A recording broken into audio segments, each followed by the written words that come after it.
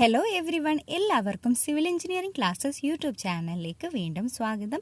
Environmental എഞ്ചിനീയറിംഗിൻ്റെ 10th part of video ആണിത്. ഇതിനകത്ത് നമ്മൾ കാണാൻ പോകുന്നത് ഡിസിൻഫെക്ഷൻ പ്രോസസ്സാണ്. ഓൾറെഡി ഇൻട്രൊഡക്ഷനിൽ പറഞ്ഞിരുന്നു, ഡിസിൻഫെക്ഷൻ പ്രോസസ്സ് എന്ന് പറയുന്നത് മൈക്രോ ഓർഗാനിസംസിന്, അതായത് ഡിസീസ് കോസിങ് ആയിട്ടുള്ള പാത്തോജൻസിനെ കില്ല് ചെയ്യാനുള്ള മെത്തേഡാണ് ഡിസിൻഫെക്ഷൻ എന്ന് പറയുന്നത്. വേൾഡിൽ തന്നെ ഏറ്റവും ബെസ്റ്റും അതുപോലെ ലാർജ് വാട്ടർ ട്രീറ്റ്മെൻറ്റിന് ഏറ്റവും ഐഡിയൽ ആയിട്ടും കണക്കാക്കപ്പെടുന്ന ഡിസിൻഫെക്റ്റൻ്റ് എന്ന് പറയുന്നത് ക്ലോറിൻ ആണ്. സോ ഡിസിൻഫെക്ഷൻ അല്ലെങ്കിൽ ക്ലോറിനേഷൻ എന്ന് വേണമെങ്കിൽ നമുക്ക് സിനോണിമസ് ആയിട്ടും പറയാം. അപ്പോൾ മേജർ മെത്തേഡ് ഓഫ് ഡിസിൻഫെക്ഷൻ എന്ന് പറയുന്നത് ക്ലോറിനേഷൻ ആണ്. ക്ലോറിനേഷൻ അല്ലാതെ തന്നെ സ്മോൾ സ്കെയിലിലൊക്കെ യൂസ് ചെയ്യാൻ പറ്റുന്ന കുറേ മൈനർ മെത്തേഡ്സും ഉണ്ട്. അത് ഏതൊക്കെയാണെന്ന് നോക്കാം. Boiling, excess lime treatment, bromine iodine treatment, ultraviolet rays, potassium permanganate, ozone treatment, then treatment with silver. അതിന് വേറെ പറയുന്ന പേരാണ് ഇലക്ട്രോ കെറ്റാഡൈൻ പ്രോസസ് എന്നും പറയും. സോ ഇത്രയാണ് മൈനർ മെത്തേഡ്സ് ഓഫ് ഡിസിൻഫെക്ഷൻസ് പറയുന്നത്. സോ ഫസ്റ്റ് എന്ന് പറയുന്നത് ബോയിലിംഗ് ആണ്. ബോയിലിംഗ് എന്ന് പറഞ്ഞാൽ നമ്മൾ സാധാരണ വീട്ടിലൊക്കെ നമ്മൾ കിണറ്റിൽ നിന്നുള്ള വാട്ടർ എടുത്തിട്ട് ബോയിൽ ചെയ്തിട്ടാണ് യൂസ് ചെയ്യുന്നത്. സെയിം അത് തന്നെയാണ്. പക്ഷേ ഇതിൻ്റെ പ്രശ്നം എന്താണെന്ന് പറഞ്ഞാൽ ലാർജ് സ്കെയിൽ ഒരു വാട്ടർ സപ്ലൈസിൽ ഇത് യൂസ് ചെയ്യുമ്പോഴേക്കും അത്രയും എമൗണ്ട് ഓഫ് വാട്ടറിനെ നമുക്ക് ബോയിൽ ചെയ്യണമെന്നുണ്ടെങ്കിൽ ലാർജ് എനർജി വേണ്ടി വരും. സോ ലാർജ് എനർജി വേണമെന്നുണ്ടെങ്കിൽ കോസ്റ്റ് ഒരുപാട് വേണം. സോ ലാർജ് സ്കെയിൽ പബ്ലിക് സപ്ലൈസിൽ അത് യൂസ് ചെയ്യാറില്ല. അതുപോലെ തന്നെ ഈ ക്ലോറിൻ അല്ലെങ്കിൽ ഡിസിൻഫെക്ഷൻ ആഡ് ചെയ്യുന്നതെന്ന് പറഞ്ഞാൽ നമ്മൾ ഫിൽട്രേഷൻ കഴിഞ്ഞിട്ട് കൊണ്ടുവന്നിട്ട് ഡിസിൻഫെക്ഷൻ ചെയ്യുന്നത്. അപ്പോൾ ആ ഒരു സമയത്ത് ബാക്ടീരിയാസ് അല്ലെങ്കിൽ മൈക്രോ ഓർഗാനിസത്തിനെ മാത്രം കില്ല് ചെയ്താൽ പോരാ, ഫ്യൂച്ചറിൽ അതിനകത്ത് മൈക്രോ ഓർഗാനിസം എന്തെങ്കിലും വരികയാണെന്നുണ്ടെങ്കിൽ അതിനെയും കില്ല് ചെയ്യണം. അതാണ് ശരിക്കും പറഞ്ഞാൽ ഡിസിൻഫെക്ഷൻ അല്ലെങ്കിൽ ക്ലോറിനേഷൻ കൊണ്ടുള്ള എയിം എന്ന് പറഞ്ഞാൽ. ഫ്യൂച്ചർ കണ്ടാമിനേഷനെയും കൂടി പ്രിവെൻറ്റ് ചെയ്യുന്ന രീതിയിൽ വേണം നമ്മളൊരു ട്രീറ്റ്മെൻറ്റ് പ്ലാന്റിൽ ഒരു ഡിസിൻഫെക്ഷൻ പ്രോസസ്സ് അഡോപ്റ്റ് ചെയ്താൽ അത് വേണ്ടത്. അപ്പോൾ അത് ബോയിലിംഗ് കൊണ്ട് പറ്റില്ല. അപ്പോൾ ഉള്ള ബാക്ടീരിയസിനെ നല്ലപോലെ റിമൂവ് ചെയ്യും. പക്ഷേ ഫ്യൂച്ചറിൽ പുതിയതായിട്ട് ട്രാൻസ്പോർട്ടേഷൻ്റെ സമയത്താകട്ടെ, ഡിസ്ട്രിബ്യൂഷൻ്റെ സമയത്താകട്ടെ, ആ ഒരു സമയത്തൊക്കെ എവിടെ നിന്നെങ്കിലും ബാക്ടീരിയാസോ അല്ലെങ്കിൽ എന്തെങ്കിലും ഒരു കണ്ടാമിനേഷൻ വന്നു കഴിഞ്ഞാൽ അതിനെ റിമൂവ് ചെയ്യാനായിട്ട് ബോയിലിംഗ് പ്രോസസ്സ് കൊണ്ട് പറ്റില്ല. നെക്സ്റ്റ് ട്രീറ്റ്മെൻറ്റ് എന്ന് പറഞ്ഞാൽ എക്സസ് ലൈം ട്രീറ്റ്മെൻറ്റ് ആണ്. ലൈമിനെ നമ്മൾ വാട്ടറിൽ സോഫ്റ്റനിങ് പ്രോസസ്സിന് വേണ്ടിയിട്ട്, അതായത് ഹാർഡ്നെസ് പോകാൻ വേണ്ടിയിട്ട് ഉപയോഗിക്കാറുണ്ട്. അതുപോലെ ഡിസിൻഫെക്ഷൻ ഏജൻ്റായിട്ടും ഉപയോഗിക്കാറുണ്ട്. ലൈം ആഡ് ചെയ്യുമ്പോൾ സംഭവിക്കുന്നത് എന്താണെന്ന് പറഞ്ഞാൽ വാട്ടർ കുറച്ചുകൂടി ആൽക്കലൈൻ ആയിപ്പോവും. ഇപ്പോൾ ഈക്വലി ബാക്ടീരിയ പോലെയുള്ള ഒരുപാട് ബാക്ടീരിയാസ് ഉണ്ട്. അതുപോലെ വേറെ പാത്തോജനിക് ആയിട്ടുള്ള ബാക്ടീരിയാസ് ഉണ്ട്. അതൊന്നും 9.5 pH അതായത് ആൽക്കലൈൻ pH നന്നായിട്ട് അവർക്ക് വളരാൻ പറ്റില്ല. അപ്പോൾ അങ്ങനെ ബാക്ടീരിയാസിനെ കില്ല് ചെയ്യുന്ന പ്രോസസ്സാണ് ലൈം ട്രീറ്റ്മെൻറ്റ് കൊണ്ട് ഉണ്ടാവുന്നത്.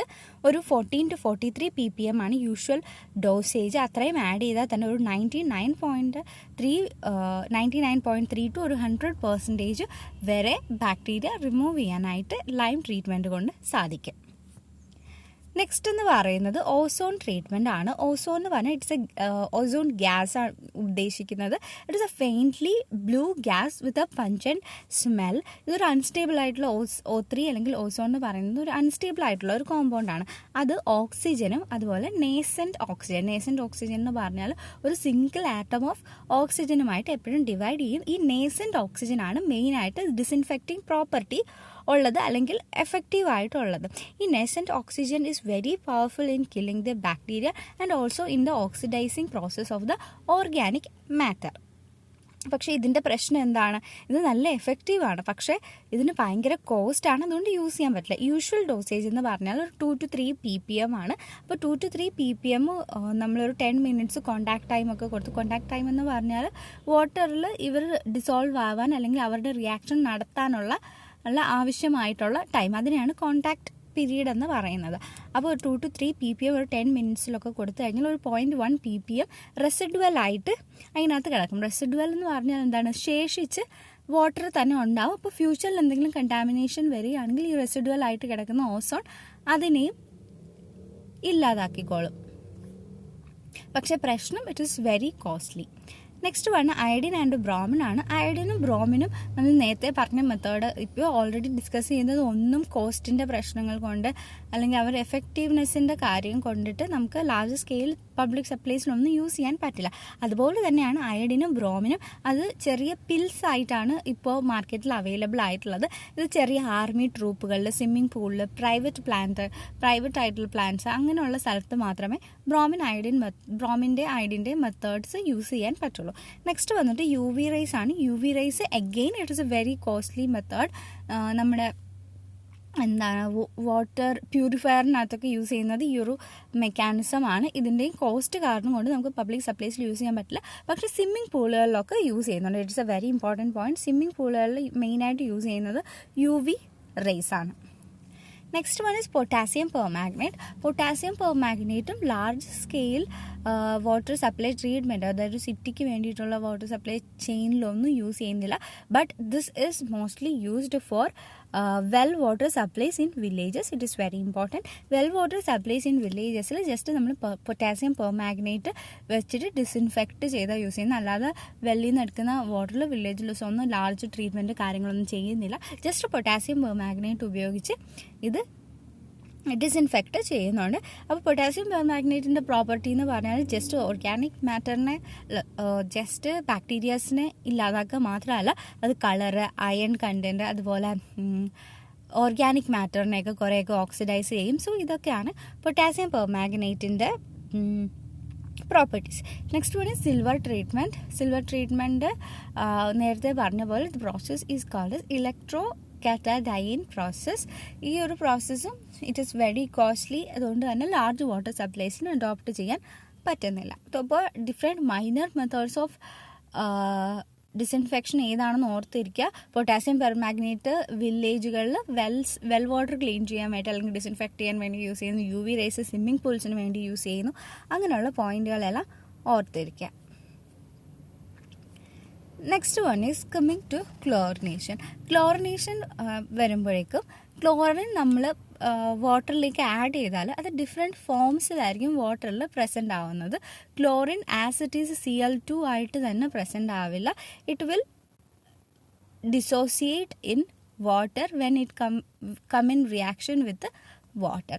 ഇപ്പോൾ പി എച്ചിൻ്റെ വാല്യൂ ഒരു 5-നേക്കാളും കുറവാണെങ്കിൽ അത് ജസ്റ്റ് ക്ലോറിൻ ആയിട്ട് തന്നെ എക്സിസ്റ്റ് ചെയ്യും. ഒരു 5 to 7 ആണെന്നുണ്ടെങ്കിൽ ഒരു HOCl, അതായത് ഹൈപ്പോക്ലോറിക് ആസിഡ് ആയിട്ടായിരിക്കും എക്സിസ്റ്റ് ചെയ്യുന്നത്. It is the most strongest forms of free chlorine in water. It is the most destructive one also. അതുപോലെ തന്നെ ഒരു 7 to 8 pH ആണെന്നുണ്ടെങ്കിൽ HOCl പ്രസൻ്റ് ആയിരിക്കും, OCl മൈനസും പ്രസൻ്റ് ആയിരിക്കും. HOCl is hypochlorous acid, OCl minus is hypochlorite ion ആയിരിക്കും. അപ്പോൾ greater than 8 ആണെന്നുണ്ടെങ്കിൽ hypochlorite ion മാത്രമേ ഉണ്ടാവുകയുള്ളൂ. അപ്പോൾ ഡിഫറെൻറ്റ് pHൽ different forms of free chlorine ആയിരിക്കും അവൈലബിൾ ആയിട്ടുള്ളത്. അതിനകത്ത് ഏറ്റവും സ്ട്രോങ്ങസ്റ്റ് എന്ന് പറയുന്നത് ഏതാണ്? ഹൈപ്പോക്ലോറസ് ആസിഡ് ആണ്. അതുകൊണ്ട് തന്നെ എപ്പോഴും ഹൈപ്പോക്ലോറസ് ആസിഡ് ഉണ്ടായിരുന്നെങ്കിൽ കൂടുതൽ ഡിസിൻഫെക്റ്റിംഗ് പ്രോപ്പർട്ടീസ് ഉണ്ടാവും. അതുകൊണ്ട് തന്നെ നമ്മൾ it is better to keep the pH of the water 5 to 7 when it is going for chlorination process. അപ്പോൾ ക്ലോറിനേഷൻ പ്രോസസ്സ് ചെയ്യുന്ന സമയത്ത് 5 to 7 pH ആണെങ്കിൽ മാക്സിമം ഡിസിൻഫെക്റ്റിംഗ് നടക്കാൻ സഹായിക്കും. സോ ദാറ്റ് ഹൈപ്പോക്ലോറസ് ആസിഡ് അവിടെ ആക്ട് ചെയ്യും. Next so it is better to keep the pH is less than 7. Next എന്ന് പറയുന്നത് ഒരു കമ്പൈൻഡ് ഫോം. ഇപ്പം നമ്മൾ കണ്ടത് ഫ്രീ ഫോം ഓഫ് ക്ലോറിൻ ആയിരുന്നു. ഇനി സം കമ്പൈൻഡ് ഫോം നോക്കാം. കമ്പൈൻഡ് ക്ലോറിൻ എന്ന് പറയും. ഇറ്റ് ഈസ് ക്ലോറമീൻ ആണ്. അപ്പോൾ ക്ലോറിൻ നമ്മൾ വാട്ടറിലേക്ക് ആഡ് ചെയ്യുമ്പോൾ it haves 2 options. It can either act with water and forms നമ്മൾ നേരത്തെ കണ്ട ഹൈപ്പോക്ലോറസ് ആസിഡ് അല്ലെങ്കിൽ OCl മൈനസ് ഒക്കെ ഉണ്ടാവാം. അല്ലെങ്കിൽ അവർക്ക് വേറൊരു ഓപ്ഷൻ ഉണ്ട്, ദാറ്റ് ഇസ് NH3 ആയിട്ട് റിയാക്ട് ചെയ്യുക. ഈ chlorine plus NH3 reaction is so fast and so ക്വിക്കായിട്ട് നടക്കുന്ന ഒരു പ്രോസസ്സാണ് അമോണിയ ക്ലോറിൻ റിയാക്ഷൻ. അപ്പോൾ അമോണിയ ക്ലോറിൻ റിയാക്ഷനിൽ ഉണ്ടാകുന്ന എന്താണെന്ന് പറഞ്ഞാൽ pH ഗ്രേറ്റർ ദാൻ 7.5 ആണെന്നുണ്ടെങ്കിൽ മോണോക്ലോറമീൻ ഫോം ചെയ്യും. pH 5 to 6.7 ആണെന്നുണ്ടെങ്കിൽ ഡൈക്ലോറമീൻ ആവും. അത് ലെസ് ദാൻ 4.4 pH ആകുമ്പോഴേക്കും അത് ട്രൈക്ലോറമീൻ അല്ലെങ്കിൽ നൈട്രജൻ ട്രൈക്ലോറൈഡ് ആയിട്ട് മാറും. സോ ഇതിനകത്ത് നമ്മൾ മോസ്റ്റ്ലി കീപ്പ് ചെയ്യുന്നത് എങ്ങനെയാണ്, ഒരു 5 to 7 pHലാണ് കീപ്പ് ചെയ്യുന്നത്. സോ ഡൈക്ലോറമീൻ ആയിരിക്കും പ്രിഡോമിനൻ്റ്ലി വാട്ടർ ട്രീറ്റ്മെൻറ്റ് സമയത്ത് ഉണ്ടാകുന്ന ഫോം. ഈ pHും അതുപോലെ ഫോംസ് ഓഫ് ക്ലോറിനും നോക്കി വയ്ക്കുക. ഇതിന് ക്ലോറമീൻസ് എന്ന് പറയാൻ കാരണം എന്താണ്, ക്ലോറിൻ പ്ലസ് അമോണിയ ആണ്. അതുകൊണ്ടാണ് ക്ലോറമീൻ കോമ്പൗണ്ട്സ് എന്ന് പറയാൻ കാരണം. But the chloramine is 25% less effective than free chlorine. Free chlorine ആണ് ഡിസിൻഫെക്റ്റിംഗ് പ്രോപ്പർട്ടി കൂടുതലുള്ളത്. ക്ലോറമീൻസിന് അതിനേക്കാളും കുറവാണ്. pH <7 ആയതുകൊണ്ട് തന്നെ, അല്ലെങ്കിൽ ഒരു 5 to 7 ആയതുകൊണ്ട് തന്നെ ഡൈക്ലോറമീൻ ആയിരിക്കും പ്രിഡോമിനൻ്റ് ആയിട്ട് വാട്ടർ ഡിസിൻഫെക്ഷൻ സമയത്ത് കാണപ്പെടുന്നത്. We have to do the chlorination so that chlorination എല്ലാം കഴിഞ്ഞ സമയത്ത് റെസിഡുവൽ ക്ലോറിൻ ആയിട്ട്, അതായത് റെസിഡുവൽ ബാക്കി വരുന്ന ക്ലോറിൻ ആയിട്ട് ഒരു 0.2 mg/ലിറ്റർ നമ്മുടെ വാട്ടറിൽ വേണം. റെസിഡുവൽ ക്ലോറിൻ എന്താണെന്ന് നോക്കിയാൽ, ഫസ്റ്റ് നമ്മൾ ക്ലോറിന് കുറച്ച് നമ്മൾ അപ്ലൈ ചെയ്യും. That is applied chlorine. അതിൽ കുറേയൊക്കെ ബാക്ടീരിയ കില്ല് ചെയ്യാനായിട്ട്, അല്ലെങ്കിൽ ഓർഗാനിക് മാറ്ററിൻ്റെ ഓക്സിഡേഷന് വേണ്ടിയിട്ടൊക്കെ കുറേ ക്ലോറിൻ യൂസ് ആവും. അപ്പോൾ യൂസ് ചെയ്യുന്ന ക്ലോറിനെ പറയുന്നതാണ് ക്ലോറിൻ ഡിമാൻഡ് എന്ന് പറയും. യൂസ് ചെയ്ത് അതായത് ഓക്സിഡേഷൻ പ്രോസസ്സ് അല്ലെങ്കിൽ മൈക്രോ ഓർഗാനിസത്തിനെ കില്ല് ചെയ്യാൻ വേണ്ടിയിട്ട് യൂസ് ചെയ്ത ക്ലോറിൻ ഡിമാൻഡ് എന്ന് പറയും. So applied chlorine minus chloride demand will give U residual chlorine. ബാക്കി അധികം എത്രയാണ് ക്ലോറിൻ വന്നത് അതിന് പറയുന്ന പേരാണ് റെസിഡുവൽ ക്ലോറിൻ എന്ന് പറയും. സോ റെസിഡുവൽ ക്ലോറിൻ എപ്പോഴും വാട്ടറിൽ ഒരു 0.2 mg/ലിറ്റർ വേണം. ഇനി ഡിഫറെൻറ്റ് ഫോംസ് ഓഫ് ക്ലോറിൻ നോക്കാം. ഫ്ലോറിൻ ഏതൊക്കെ തരത്തിലാണ് അവൈലബിൾ ആയിട്ടുള്ളത്? ഒന്ന് ഫ്രീ ക്ലോറിനായിട്ട് അവൈലബിൾ ആണ്. അതൊന്നെങ്കിൽ ലിക്വിഡ് ഫോമിലായിരിക്കും അല്ലെങ്കിൽ ഗേഷ്യസ് ഫോമിൽ ആയിരിക്കും. മോസ്റ്റ്ലി ലിക്വിഡ് ക്ലോറിൻ ആയിട്ടാണ് ഫ്രീ ക്ലോറിൻ അവൈലബിൾ ആയിട്ടുള്ളത്. ഇതിൻ്റെ പ്രത്യേകത എന്ന് പറഞ്ഞാൽ ഇത് സ്ലഡ്ജ് വലിയ സ്ലഡ്ജ് ക്രിയേറ്റ് ചെയ്യുന്നില്ല. അതുകൊണ്ട് തന്നെ ഡിസിൻഫെക്ഷൻ കഴിഞ്ഞിട്ട് പിന്നീട് ഒരു ട്രീറ്റ്മെൻറ്റിന് ആവശ്യം വരുന്നില്ല. ഇത് കമ്പാരിറ്റീവ്ലി ബാക്കിയുള്ള ഫോംസ് ഓഫ് ക്ലോറിനെ വെച്ച് നോക്കുമ്പോൾ it is cheap and also easily available ആണ്. So most of the time free chlorine ആണ് യൂസ് ചെയ്യുന്നത്. നെക്സ്റ്റ് വൺ ക്ലോറമീൻ ആണ്. ക്ലോറമീൻ്റെ ഓൾറെഡി നമ്മൾ പറഞ്ഞു, it is less effective than the free chlorine. Free chlorine എന്ന് ഉദ്ദേശിക്കുന്നത് Cl2 ആണ്. അത് ഒന്നുകിൽ ഗ്യാസ് ആയിട്ട് അല്ലെങ്കിൽ ക്ലോറിൻ ആയിട്ടായിരിക്കും, അല്ല ലിക്വിഡ് ആയിട്ടായിരിക്കും കിട്ടുന്നത്. നെക്സ്റ്റ് വൺ ക്ലോറമീൻസ് ആണ്. ക്ലോറമീൻസ് നമ്മൾ ഓൾറെഡി പറഞ്ഞു, less effective than that of the free chlorine. Next one bleaching powder അല്ലെങ്കിൽ ഹൈപ്പോക്ലോറൈഡ്സ് ആണ്. There are different types of hypochlorides. അതിൽ ഏറ്റവും ഇമ്പോർട്ടൻ്റ് ആയിട്ടുള്ളതും കൂടുതൽ യൂസ് ചെയ്യുന്നതും വന്നിട്ട് ബ്ലീച്ചിങ് പൗഡറാണ്. ബ്ലീച്ചിങ് പൗഡറിൻ്റെ ഫോർമുല CaOCl2 ആണ്. ദാറ്റ് ഈസ് കാൽഷ്യം ഹൈപ്പോക്ലോറൈഡ്സ് ആണ്. ബ്ലീച്ചിങ് പൗഡറിനകത്ത് ഒരു 30 to 35% ഓഫ് ക്ലോറിൻ ആണ് അവൈലബിൾ ആയിട്ടുള്ളത്. ആ കോമ്പൗണ്ടിൽ നിന്നും ബ്ലീച്ചിങ് പൗഡറിൽ നിന്നോ കോമ്പൗണ്ടിൽ നിന്നും നമുക്ക് ഡിസിൻഫെക്ഷൻ ആയിട്ട് ഒരു 30 to 35% ഓഫ് ക്ലോറിൻ നമുക്ക് അവൈലബിൾ ആയിട്ടുണ്ട്. ഇതിനകത്ത് ലെസ് ക്ലോറിൻ നമുക്ക് മനസ്സിലാവും, ഒരു ലെസ് ക്ലോറിൻ ആണ് അവൈലബിൾ ആയിട്ടുള്ളത്. അതുകൊണ്ട് തന്നെ സ്മോൾ സപ്ലൈസിനൊക്കെ ആയിരിക്കും ഇത് യൂസ് ചെയ്യുന്നത്, ബ്ലീച്ചിങ് പൗഡർ യൂസ് ചെയ്യുന്നത്. നെക്സ്റ്റ് വന്നിട്ട് ക്ലോറിൻ ഡയോക്സൈഡ് ആണ്. ഡിസിൻഫെക്റ്റിംഗ് പ്രോപ്പർട്ടി നോക്കുകയാണെങ്കിൽ ഇതിന് ഹയസ്റ്റ് ഡിസിൻഫെക്റ്റിംഗ് പ്രോപ്പർട്ടി ആണ് ഉള്ളത്.